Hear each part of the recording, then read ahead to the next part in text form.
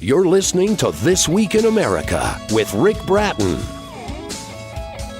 Welcome back, everybody. This Week in America website, thisweekinamerica.us. Great to have you with us on the program today. Back with us is Gus Garcia-Roberts, along with Tim Elfrink, writing the bestseller Bloodsport, Alex Rodriquez, Biogenesis, and the quest to win baseball's steroid era. They've been called the Woodward and Bernstein of baseball writers, literally blowing the lid off the most explosive Major League Baseball scandal in history. Gus Garcia-Roberts, back with us on the show, an award-winning investigative reporter for Newsday, Long Island's daily newspaper. Also an alternative weekly veteran. He was an Academy for Alternative Journalism Fellow at Medill School of Journalism at Northwestern University. Before 10 years as a staff writer at The Scene in Cleveland, senior writer at Miami New Times, where he spent 4 years. He lives in Brooklyn, and this is a story that just keeps on giving. Welcome back to the program, Gus. Great to have you back. We'll do some updates on what's going on in this whole amazing story. Definitely. Thanks so much for having me on. It is our pleasure. And just to sort of reset very quickly, let's go back to how this all began. When you look at Alex Rodriquez, here's a guy from baseball contracts alone pushing about $500 million, that's with a B, $500 million in his career, basically brought down because of a $4,000 debt. Talk briefly about Porter Fisher and the role he played in setting up this whole series of events that led to Rodriguez being banned from baseball. Yeah, and this is, I really love, you see this throughout the story, this sort of intersection of big money athletes and big money interests and just the sort of slubby everybody's. And that was Porter Fisher. He was a guy who wanted to lose weight, so he went to basically a steroid clinic in the back of a tanning salon, and he met Anthony Bosch, who provided him with steroids and other sort of substances which helped him lose weight. He was so enthusiastic about the program that he eventually got a job as a marketing manager for Bosch, and he loaned Bosch $4,000. And Bosch, who was not known for paying his debts, told him, "I'm not going to pay you back." And Fisher, just looking for some sort of revenge, broke in one night and grabbed a large stack of documents that belonged to Bosch, took them home, started looking through them, realized that Bosch had this whole secret channel of clients, including Alex Rodriquez, and these were Major League Baseball players and other top athletes. And he brought them to my co-author, Tim Elfrink, who then verified the records and wrote the first story exposing that more than a dozen Major League Baseball players had gone to Anthony Bosch for substances which were banned by the league, and it resulted in 15 suspensions in total. I can only imagine what Tim is thinking. He's at work at the Miami New Times, and all of a sudden somebody comes and says, "We've got somebody here to see you. It's Mr. Pulitzer Prize who's waiting out front to come in and talk with you." I mean, the story was amazing, and then he calls you, and at first, they're shocked, "I can't believe this," and suddenly you're realizing what this lowlife is telling you is absolutely true. Right, yeah, and it took some doing in order to prove that it was true. I mean, he could get no response from any of the ball players. So the way that Tim went about it is he had other non-celebrity clients confirm that their records, which Fisher had given them, were accurate, and any doubt that these records were somehow not completely accurate, any doubt was squashed in the coming months after the story came out, when Major League Baseball and we started looking more into what happened in that clinic and confirming that in fact these relationships were deeper than even the records suggested, and these players had really strong ties to Bosch going back years. With us on This Week in America, Gus Garcia-Roberts, along with Tim Elfrink, the author of the bestseller Bloodsport, Alex Rodriquez, Biogenesis, and the quest to end baseball's steroid era. In talking about A-Rod, it's fascinating in the book. Here's a guy who's very exacting, demanding, and self-destructing at the same time. I mean, as you're talking about how this guy is getting his drugs, it's like almost unbelievable, the carelessness. Yeah, it's pretty fascinating. I mean, he would meet Bosch in the bathroom of a Starbucks at one point. He would have Bosch wear sunglasses and a hoodie and come meet him at his hotels when Rodriquez traveled with the Yankees. They had some pretty out there procedures going. For one, Bosch liked to give him his banned substances via an IV bag, and oftentimes also with a oxygen mask, because he believed that 100% oxygen increased the effectiveness of doping.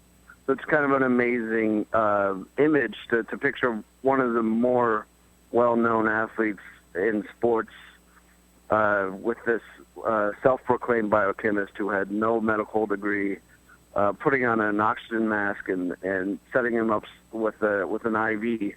And it speaks, I think, to A-Rod's desperation to hold on to his crown as the best player in the league. He felt he couldn't do it without these synthetic helpers. Yeah, when you look, and I mentioned that figure before, I believe he's made about $400 million in paying contracts. His greatest success, 2 of the 3 MVPs, came during a period when he was... Now, these were drugs that were okayed by Major League Baseball at the time, because some of this was actually Major League Baseball said, yes, you've got a problem and you can take that. Yes. What happened was in 2003, Alex Rodriguez took the first steroid test ever mandated by Major League Baseball. It had no consequences by design, and it was supposed to be kept anonymous, but it was later exposed that he failed that steroid test. So we know in 2003, when he won the MVP, that he was using some sort of steroid. And in 2007, as we showed with the book, Major League Baseball actually allowed him to use testosterone, which is one of the strongest performance-enhancing drugs available. And that was one of his best years, and he won an MVP that season as well. And then he's looking for doctors that will continue to go back to Major League Baseball and say, yes, Alex needs the medical exemption. He needs this. The book is Bloodsport. It's available at Amazon.com. It's a national bestseller. Back with us on the program is Gus Garcia-Roberts. And, of course, you can go to our website, thisweekinamerica.us, and link directly to the information at Amazon, and you can get more information on the book. So much has come out, a lot of new testimony that you've talked about, right. And this is just a lot of these people that we've talked about in the beginning with Porter Fisher and Bosch. They've suddenly been indicted as well, so they're all now facing legal peril as well. Yes, yeah. Within a few weeks of the publication of our book, I mean, we knew that we were expecting it, and several people in our book were or who we name in the book were indicted. Chief among them was Anthony Bosch, who was going to plead guilty to distributing of steroids, and also indicted was Yuri Sukart, who's kind of a major character in this drama. He's the one who actually introduced A-Rod to Bosch. He's A-Rod's cousin, and he's almost like a brother to Alex Rodriguez. And Sukart was, according to the feds, he was involved in an operation to distribute steroids to young ball players in the Dominican. And it's one of these things that turns your stomach. They were essentially, according to the feds, they would go down to the Dominican, where there's a lot of poor, talented ball players, and offer them baseball supplies and loaded syringes, and basically try to get these prospects before they had anything, and enhance their performance with these banned substances to great profit once they made it to professional baseball, I guess, was their plan. The book is called Bloodsport. Believe me, when you start reading it, you will not want to put it down. Alex Rodriquez, Biogenesis, and the Quest to End Baseball's Steroid Era, written by Tim Elfrink and Gus Garcia-Roberts. Gus back with us on This Week in America. A couple of the drugs you talk about, one, I don't know if I'm saying this correctly, Epigen. This is a drug that the people think has actually killed people in the past, maybe up to 18 cyclists. This is pretty dangerous stuff that he's using. Right. Yeah. This is the commonly referred. That's the commercial name for EPO, which is the blood doping agent that Lance Armstrong used, and which a lot of cyclists have used, and it's really destroyed the integrity of that sport. It's also extremely dangerous. And what our reporting showed is that when Anthony Bosch testified against Alex Rodriquez, because eventually Major League Baseball got Bosch on its side, he testified against A-Rod in an arbitration hearing.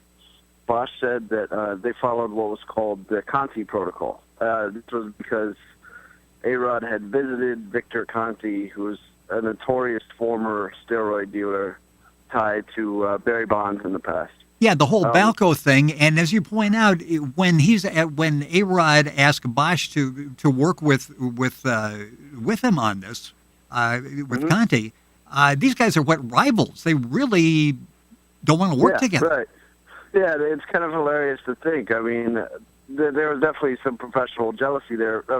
The words that Bosch used were that A-Rod wanted him to hear out Victor Conti's plan. I mean, Victor Conti was the guy who pioneered the use of designer steroids and other banned substances in baseball specifically, and Anthony Bosch is sort of the new heir to the throne, and my understanding is that Bosch thought that his substances were better than Conti's. So yeah, it's just kind of hilarious professional jealousy for A-Rod's affection. And during this period, there was a time when both Bosch and A-Rod feel the newspapers, especially in New York City, are sort of closing in on this story. Mm-hmm. And they turned their attorneys loose, and basically, at least for a while, the stories went away. Right. So this is in 2012. According to Bosch's testimony, A-Rod calls him and says that a New York newspaper, he doesn't say which, is onto their relationship and is about to publish an article about their relationship. A-Rod then called back within an hour and said that that his attorneys had managed to spike the story. And this is fascinating because this is many months before Tim actually broke the story. So it's fascinating to think that a New York newspaper might have had this story and somehow A-Rod's attorneys managed to have it spiked. With us on the program, Gus Garcia-Roberts. Yeah, the book is Bloodsport. This is an excellent read. Alex Rodriquez, Biogenesis, and the Quest to End Baseball's Steroid Era, written by Tim Elfrink and our guest Gus Garcia-Roberts, blowing the lid off the most explosive baseball steroid drug scandal in history. And a lot of great reporting after this as well. And it's interesting when you look at it and you think, okay, maybe everybody has learned a lesson from this. You've got Ryan Braun, Johnny Peralta, Bartolo Colon, both signed mega $1 million deals after they got busted, in some cases after they served their suspension. Is there any hope that we're going to put this in the rearview mirror here at some point? Yeah, I think there's a lesson to be learned if you're a ball player, but it's not the lesson which baseball once taught. I mean, Braun, the year that he tested positive for PEDs, he signed a $105 million contract extension. Johnny Peralta, after serving his 50-game suspension, he signed the biggest contract extension of his career. And you see that with a lot of these Biogenesis guys. So they're signing multi-million-dollar contracts after it was proven that they were using PEDs to enhance their performance in the years in which they gained the statistics which allowed them to sign those big contracts. So even point out in the case of Rodriquez, he is losing a ton of money. Right. But actually, with his contract, he just flipped in an apartment, a condo in Miami. He's certainly, nobody's holding a telethon for Alex Rodriquez, and overall, he's made millions of dollars during his career. Yeah, and you got to keep in mind that those contracts were signed because he's a three-time MVP winner, and we know that at least two of the three MVPs he was using performance-enhancing drugs. So, yeah, even with the $20 to $30 million he lost with a season-long suspension, he still built a fortune off of statistics that were likely inflated throughout his career by steroid use. You've said in a follow-up piece, the athletic experiments will continue. There is no shortage of willing subjects. Talk about that. And I guess, again, when you do a cost benefit situation there, it's suddenly like, even if I get caught, apparently I can come back and make some money. Exactly. I think that is, the only way to stop that equation would be to cancel contracts if a player was shown to have used PEDs. And that's just something that the union will never consider. So yeah, I think that equation will always be there, and there will always be guys like Anthony Bosch and Victor Conti who see them as it's a great market to tap, and these are guys who are willing to tinker with chemicals and substances in order to try to make the perfect performance-enhancing drugs. Talk a little bit about the union. You mentioned that that's interesting because on one hand, they want to represent the Alex Rodriquez, Ryan Braun, those people. They're members of the union. And I'm sure you have other members of the union, the vast majority, that are saying, I'm not comfortable with that because these people gained an unfair advantage, maybe taking money out of my pocket, a payroll somewhere, because they cheated. Yeah, and the union has changed. I mean, back in the steroid era, when it was really raging in the 90s, union officials would rip down notices which warned players not to use banned substances. There was a very aggressive attitude towards any policing at all of PEDs. And as I said, there was no testing until 2003, and at that time the union resisted that as strongly as they could. So you do see a change, and I do believe that is led by a greater majority of players who are clean and most likely don't like the dialogue of baseball being dominated by suspicion concerning performance-enhancing drugs. A couple of minutes left in the program. The book is Bloodsport, Alex Rodriquez, Biogenesis, and the Quest to Win Baseball's Steroid Era. You can go to Amazon.com. The book is a national bestseller. Information at our website, thisweekinamerica.us. Even as we speak, do you think somewhere there's an Anthony Bosch-like character trying to come up with a concoction that will beat the system right now?